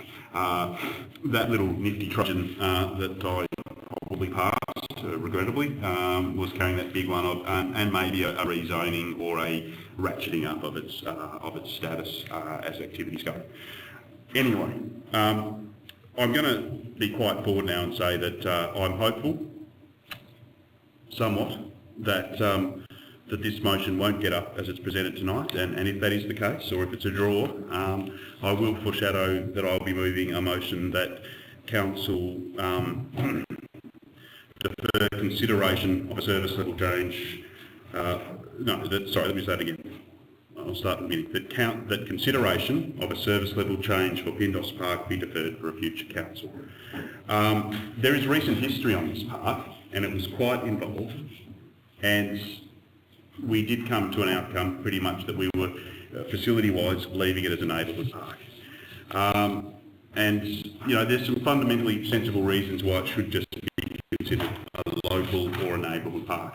I'd like you to bear in mind the very small footprint of land of which this park is established on, and then compare it with somewhere of a district level like Gilston Bay, which, you know, has that big vast area of green space all the way down to the creek, and also has a lot of car parking associated with the park itself, and also close by. There is limited car parking for people out of area to be going to this park. It really is a local park. And the other thing on the matter is, you know, location-wise, currently it's an endpoint, and the idea that again, with a park like Gilston Bay, that's a district park that parents can utilise if they're perhaps en route to somewhere else. But this is an endpoint, and really, is that a sensible use of resources to go ahead? Now, there are infrastructure costs associated with the likes of toilet establishment and barbecues, and then there's the ongoing costs of maintenance. And the fact of the matter is, people will say, but we're just going out for consultation. Well, no, we're actually putting our implicit value statement in by putting those articles on the design that's going out. That's pretty much saying this is council's default position. You should argue against it. And I don't consider that acceptable. And as far as the consultation goes, well, I think there's an asymmetry as far as consultation occurs with matters like this. Activists groups will be made aware of it, and members can sit there drinking their latte in town, putting in a response, while you find people that live in the area probably get a lot busier and might not be able to get round to such a thing. And again, it'll probably come down to a quantum. We had 300 respondents that said they wanted this, and only 48 that said they didn't, irrespective of where they've come from and their likely usage. You know, it really concerns me that we might also be, foregoing quite a great opportunity by upgrading this little neighbourhood park, and that is that Drury Point isn't far off, and that is an area that I suspect, as development encroaches closer, we will be looking at something occurring in that environment, and that would actually be such a superb location for a regional park that it just seems a bit of a waste to be looking at upgrading a small footprint of land and a tiny park to making it go from local to distant. And I've got to say, it's a little bit disingenuous when we come to 2.7, the presupposition that really it's a district park bar at all. If you look at the equipment that's listed in 2.7, that's just regular infrastructure that you'd see at a local park. It's not, as it currently stands, a district park in waiting. And people need to realise... Alderman Chong, no, Alderman Hammond was, thank you. Yeah, it was from that end of town. Look, Mr Mayor, I don't actually see that there's any danger in this going consultation.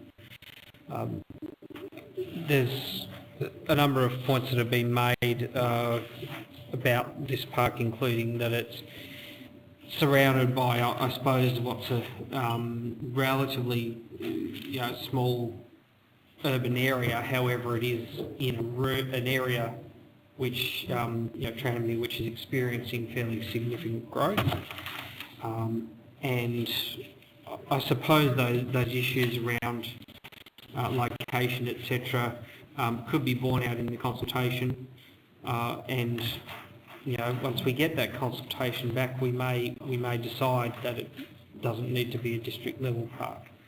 But I don't see a danger in putting it out for consultation, considering the consultation and also considering where the consultation comes from, and that's something that can also be looked at in terms of what people are feeding back.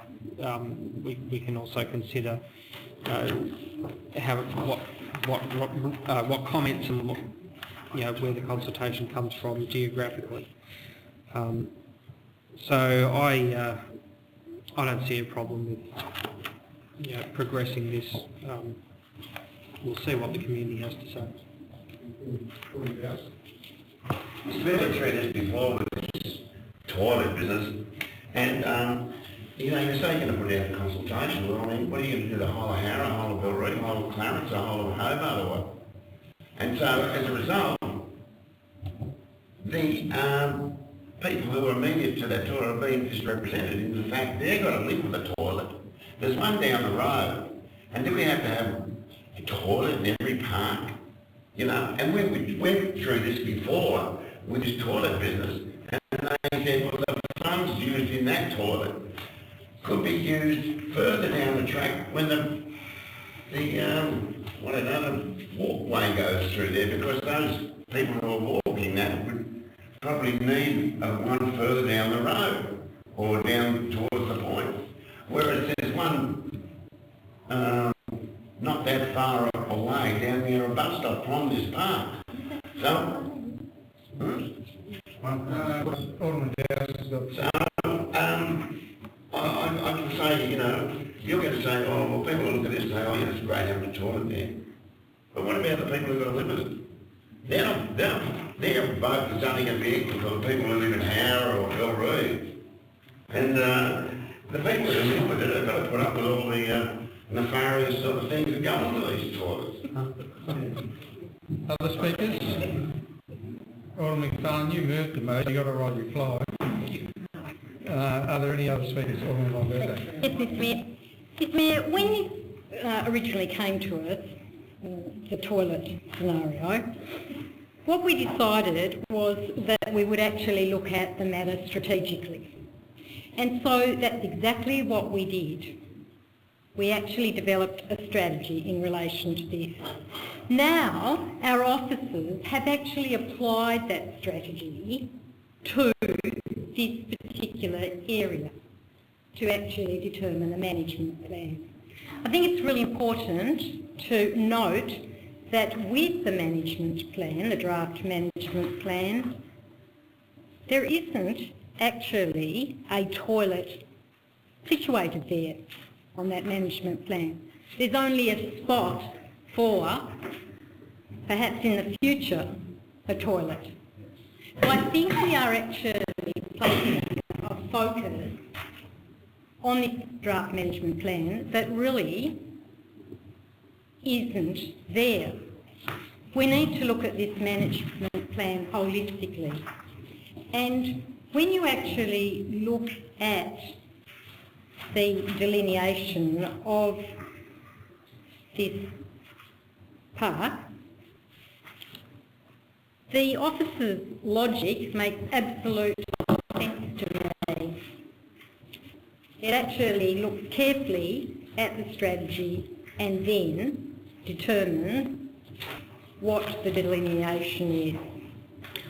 I will be really interested to actually see what we get back in terms of the public consultation, but I think it's really important to note that as we do and should do, that we need to balance the result of public consultation with the strategies that we actually have and the officer's expertise in relation to making recommendations as far as those strategies are concerned.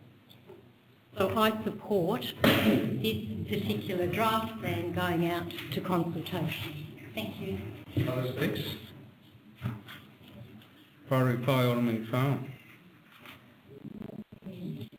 I would like to point out that toilets are not actually part of this consultation. They're only in open space allocation. The prime position for me at this point in time is that there's a number of other areas with park facilities where they're called neighbourhood parks, and I'll use Oak Downs as a good example, where the young families in Oak Downs have requested to me barbecue facilities and toilets. because even though they live within proximity of their own homes, it's a long way to go for young children, and particularly toddlers under the age of 7. They're not all still in nappies up to the age of 7. So when they do go to a park, they often go if they're meeting up with other groups such as Mothers Club, and on a weekend often it can be just within a cul-de-sac. There were 4 families that I did forward an ordinance request for this, for a barbecue in Oakdale. This is seen as normal now within areas where people go to spend some time with their family, and it's normally 2 or 3 hours, and barbecues are great because they just love the hot food. So within the context of this going out for consultation, I think we'll be surprised at the support we'll get for it, because now it's just seen as normal expectation for people when they take their children to a park. The motion before the Chair is that we authorise the GM to undertake community consultation on the draft Pindos Park Management Plan. All those in favour? Against? Carried. Well, item 11.7.1 is Richmond Advisory Committee, a constitution review. Alderman John. Thank you. Do we have a seconder, please? Alderman Pears. Speakers? It's very simple. Previously, the list of the members, groups that made up the Richmond Advisory Committee were listed in the Constitution. This made it difficult when, as often happens, these groups die. So we thought it would be much better to take them out of the actually listed in the Constitution, put them in the schedule. Makes it much easier whether there are new groups formed or some just cease to work. Alderman Pears. Yeah, look, I just have, I'll ask Alderman Chong this as well. I just have one question in 2.2 in the actual changing constitution, because when I come down further on page 4, it's got here a clubs or organisation membership of the committee automatically lapses if the representative has not attended 3 consecutive meetings of the committee. Now, the other thing, I might take this too far or not, but if a person in an organisation, for instance, is sick and didn't tell anybody and they missed 3 meetings, they automatically off, because that's the only point that worries me. It doesn't say you would check to make sure everything's fine. According to this, they're off. No, that's what I'm saying. I take it too far or not. Yeah, no, I understand that, but this is a committee. I just. Yeah. Oh, I don't know. Please. I can answer it in my right of reply. Okay. Do you still wish to second the motion? Yes. I just want to clarify. Alderman Hume. I also have a question which I hope Alderman Chong can answer in the right reply. I understand that there's provision for membership of the organisation scheduled to lapse. If a new organisation is established in Richmond and they wish to join the committee, is there provision for that, or is that just something that would have to come back to Council to amend the Constitution again? Yes, look, people may be aware of my feelings towards the proliferation of committees. We have been at a stage of looking at constitutions, and now we're on to this constitution. And I actually have a question, and it does specifically relate, and I hope the General Manager can ask me, because basically the buck stops with him in this building. If a fire bell or a fire alarm occurs in this building, what are staff meant to do? Are they meant to leave the building immediately? Yes, we have. Primarily, yes. Yeah. There's a routine with fire wardens that leave the building immediately. They have an area that they need to check. So immediately basically means straight away. Yes. So I'm just looking at the terms of Office 2.2. Alderman appointments are made immediately following the conduct of an ordinary council election. So to be compliant with that, you have to call someone up and get them to nominate the moment that they're declared by the sensible. The first council meeting in accordance with usual practice. that doesn't sound immediate to me. Take immediately. Anyway, separate to that, and I have flashbacks to the League of Gentlemen, you know, a local shop for local people. No, well, I'm not just League of Gentlemen. No, that's past. We're well beyond that. I'm just wondering why we have all of these groups, but unlike some other committees, and I know that the Howrex's example where again it's all groups, but in this instance, in fact it's not actually because you've got two social members. I'm just wondering why we don't have a resident component to this group. I mean, I imagine that the main underlying reason was when it was formed so that the residents of Richmond weren't disenfranchised, and so I'm wondering why there isn't individual residents that are perhaps sort of sought for separately. Apart from that, it's a constitution, it's not decided. Other speakers? Right, a reply on John? So I have 3 questions to answer in my right reply, apparently.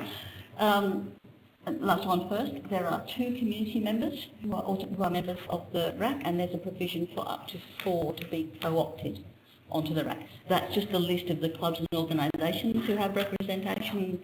Can't remember which para it is, but there are 2 community members all the time. And in those positions are advertised out? They haven't been advertised for some time, but we have... They're local positions or local people, sorry. Yeah, it's a Richmond Advisory Committee. Order, let's keep this all in an organised way. The plan is to advertise them in the online newsletter, which goes out to everybody between Campania and Cambridge, and is also published on the Richmond Village Facebook page, so that anybody who wishes to be in the community rep will be able to stand for that. And those elections, if they come to that, the plan is to do them a couple of months before the next council elections, so that we don't get tied up with the council elections. In relation to new groups, 2.1.3, the committee can endorse inclusion on request of any new groups that are deemed to be in the best interest of the committee and the area. And the 3 meetings, generally, if somebody misses 3 meetings from the RAC and they haven't told us, we know. But the normal practice is that people send a proxy. If they can't get there, they absolutely normally send a proxy. It's very rare that somebody misses more than 1 meeting without somebody knowing they're sick or whatever. So, not major changes. Seek council support to approve it. So the recommendation is that we endorse the new constitution. Those in favour? Against? Carried. Item 11.7.2 is a discussion paper for Towards Zero Tasmanian Road Safety Strategy that we support the recommendation and authorise the GM to respond. Paul McFarlane. I'd like to support the recommendation and add a part C to the recommendation, so I put it forward as a motion that council consider forming a committee to focus and instigate a road safety strategy under the Health and Wellbeing Committee. And just in looking at which would implement the zero tolerance principles and objectives in all areas of road safety and traffic. The point of procedure, I wonder about whether we can have a committee working for a committee. Well, under the meeting procedures in the previous constitution, 4.1 procedures talks about the fact that the committee can form subcommittees made up of members of the committee or other required members of the community as necessary to address specific issues or initiatives, and subcommittees report back to each meeting. So that's a standard under a committee process that they can form. So what you're inviting council to do is put a committee under the Health and Wellbeing Committee? Yep. That's fine. Yeah, so.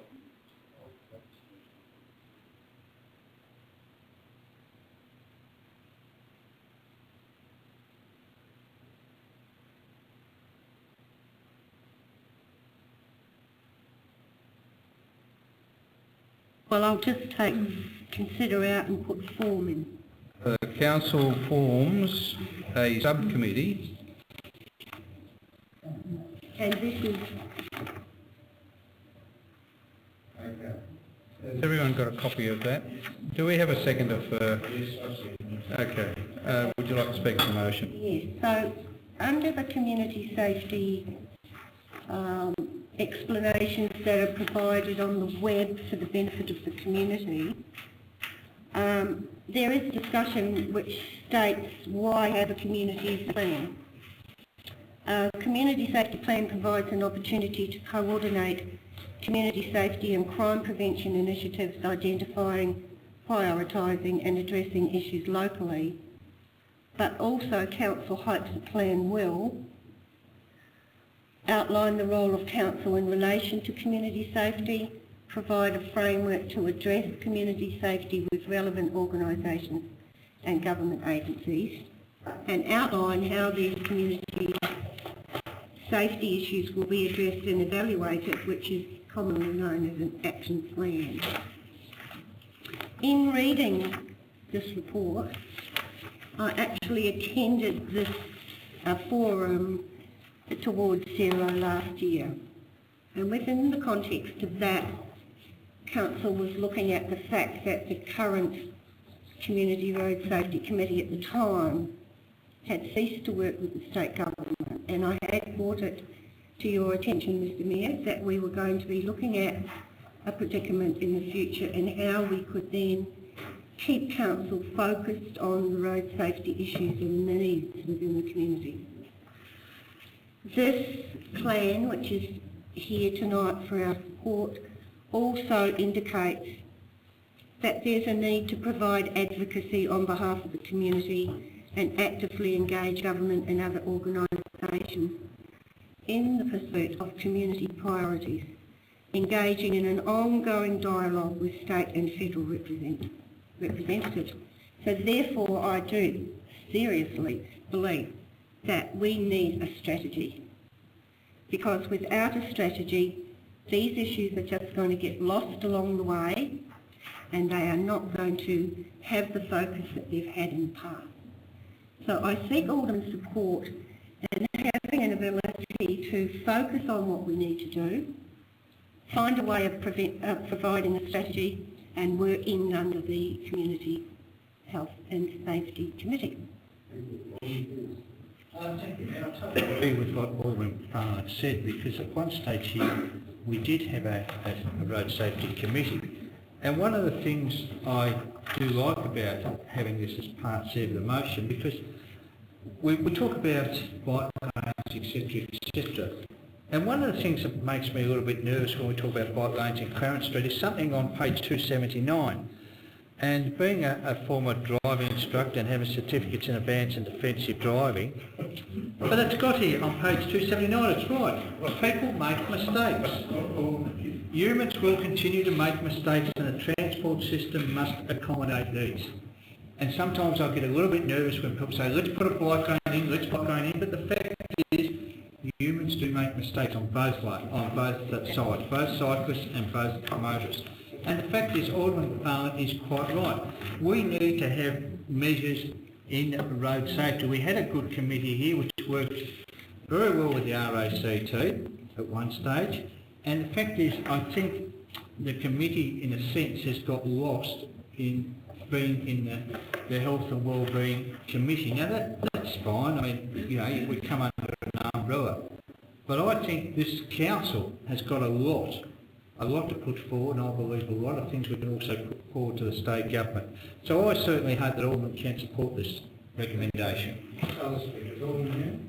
Mr Mayor, I'd like to move an amendment to Alderman McFarlane's motion, and which, you know, if it's acceptable, would form part of the motion. Otherwise, I'll move it nonetheless.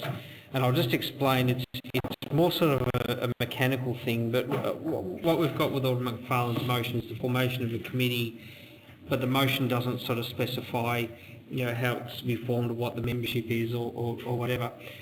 I think a better way to go about it would be the following, that we replace the text in Alderman McFarlane's motion with that Council refers to the Health and Wellbeing Committee the development of a road safety strategy to implement the zero tolerance principles and objectives. And then if the committee decides that the best way to do that is to form a subcommittee, they would go ahead and do that, and then they would sort of have that discussion about what the membership of that subcommittee would be, and you know, who they co-opt onto it. I just think it's a better approach that because we haven't discussed the mechanics of this, we haven't decided what the membership of the committee is. That would sort of need to be worked into the motion, I think, for us to put that into practice. I think it's better if we just refer that to the Health and Wellbeing Committee and let them have that discussion and work out those details. Here's the wording again. The wording is that Council refer to the Health and Wellbeing Committee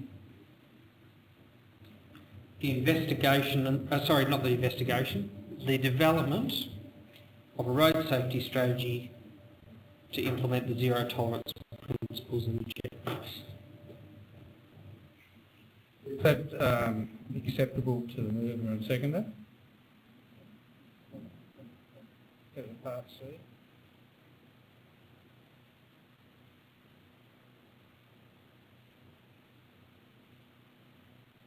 It's not an opportunity to speak on it, you like it or not. That's right, to make up your mind.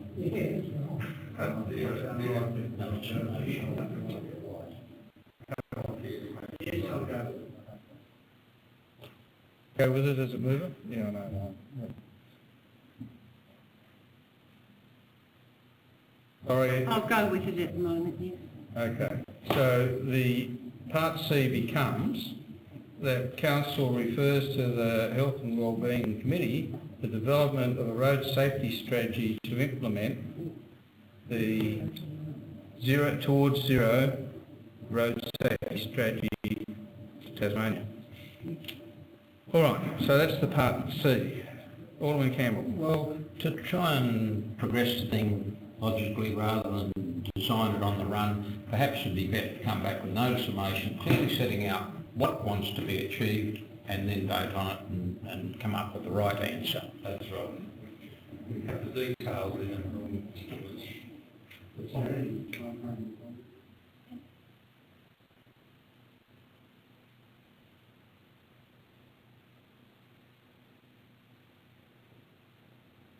All right, well, look, the motion on the books is A, B and C at the moment. As C as agreed, amended and agreed.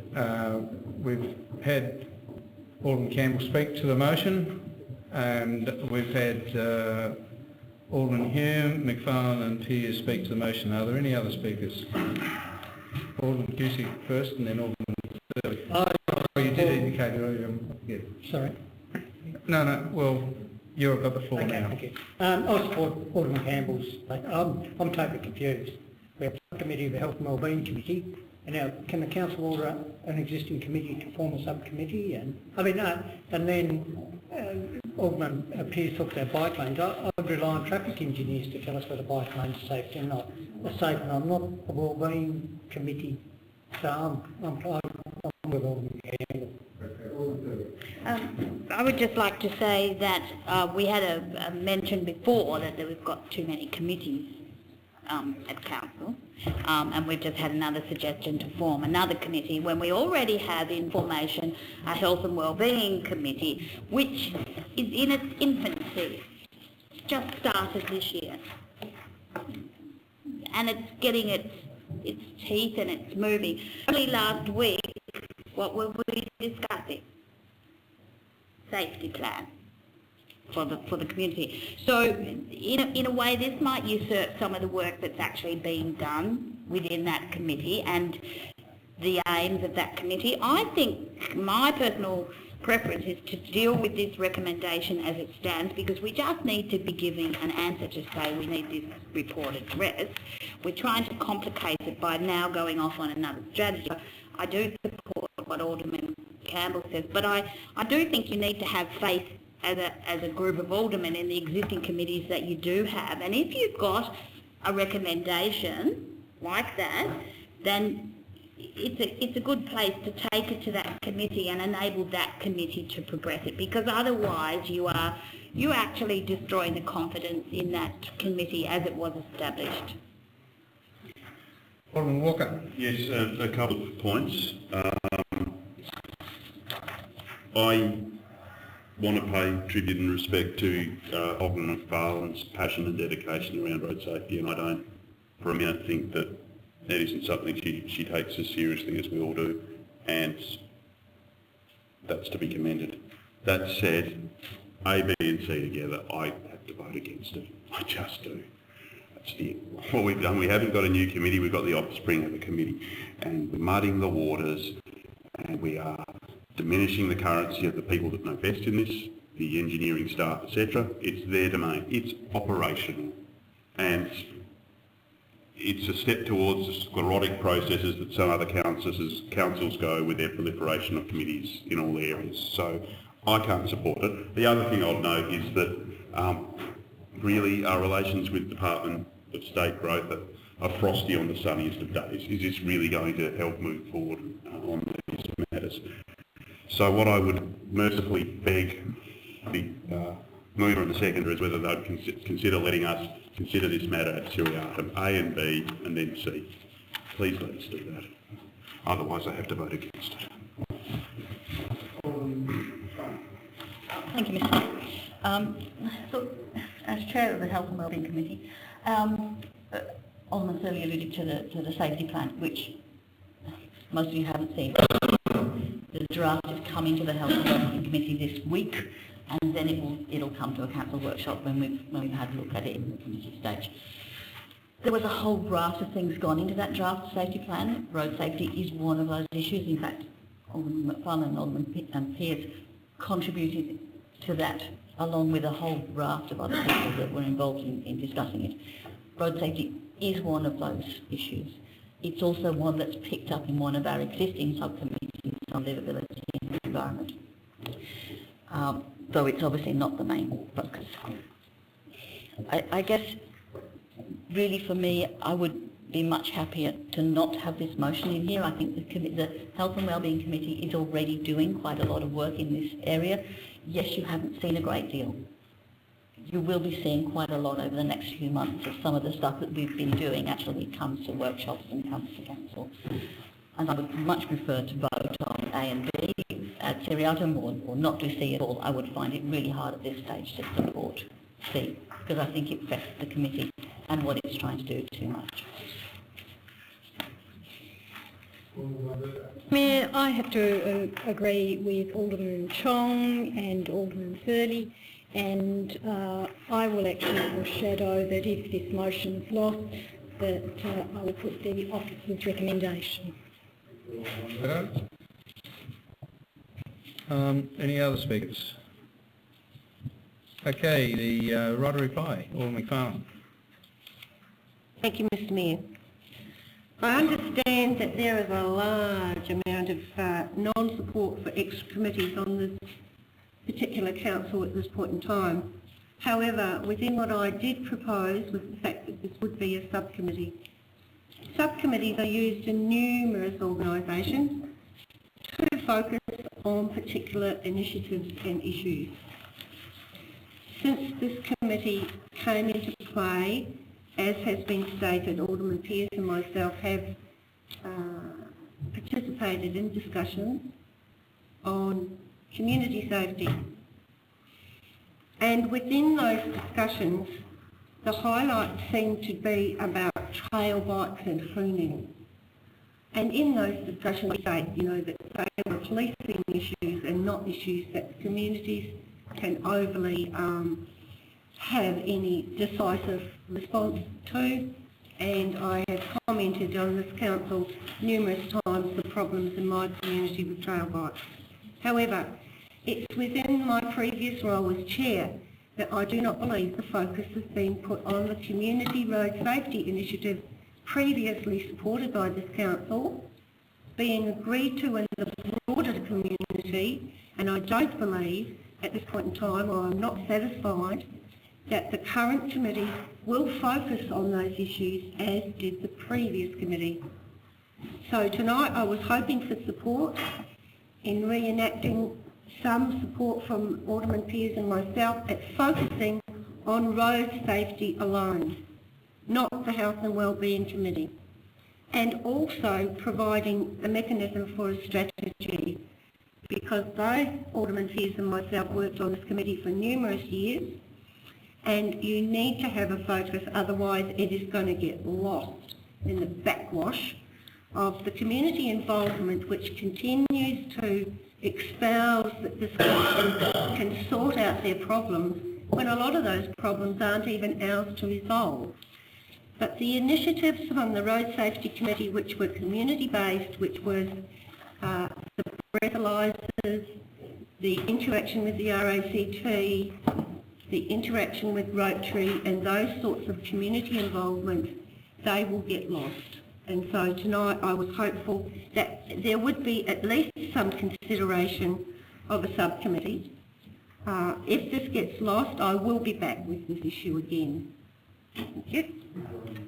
So the motion before the Chair is the officer's recommendation plus that Council refers to the Health and Wellbeing Committee the development of a road safety strategy to implement towards zero. All those in favour? Against? The motion is lost. Alderman von Berdo foreshadowed the officer's recommendation. The officer's recommendation, I believe the report is clear. And Alderman Campbell seconded that. Would you like to speak to it further? No. Alderman Campbell? Other speakers? I'll put the motion in, which is the officer's recommendation. All those in favour? Against? Carried.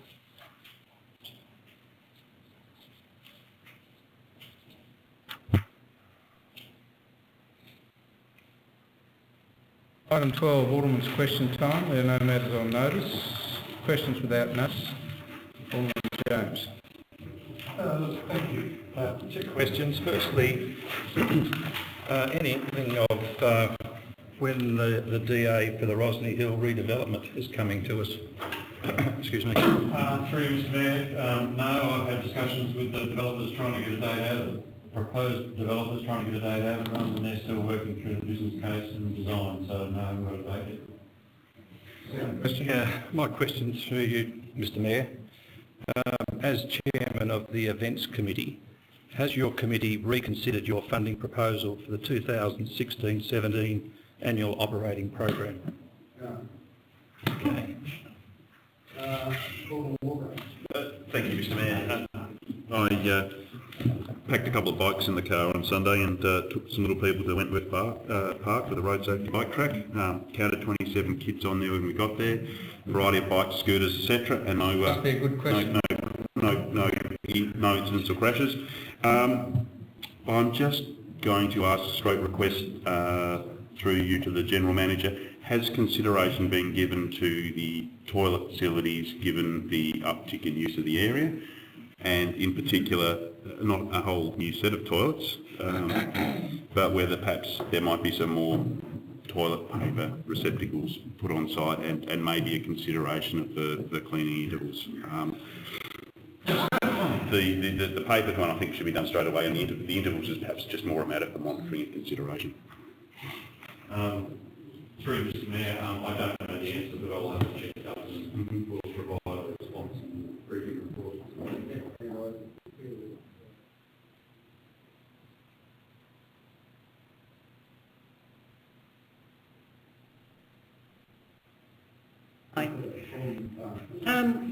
In the past we've talked about having another road trip to Copping, haven't we? Yes. Can we know when that might happen?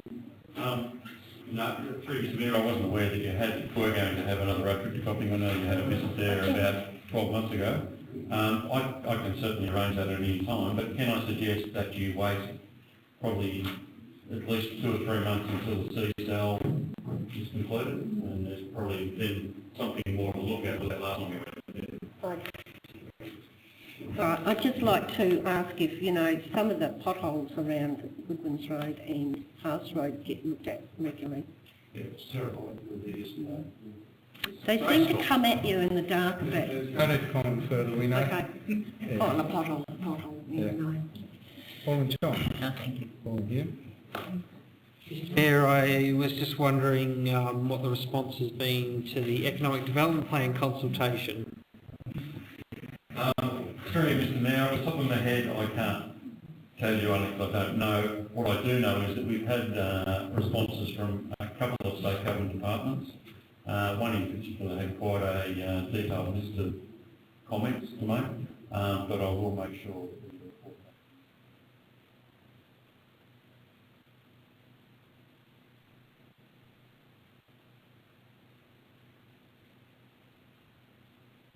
Some time ago, I talked to Martha, I asked could the General Manager or the Mayor get us some information on the future of Rosny College, and from the Premier or the Minister. The response, which I took at the time, was a copy of a newsletter from the Principal.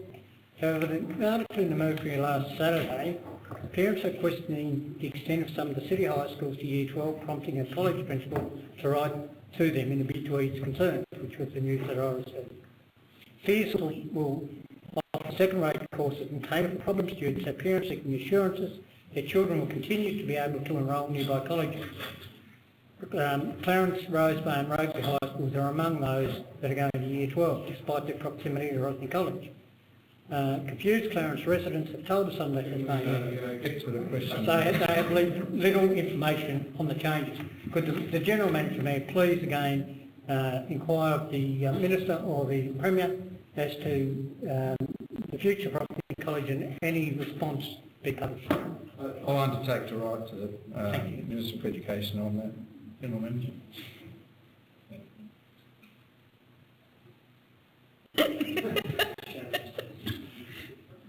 Alderman Dowse.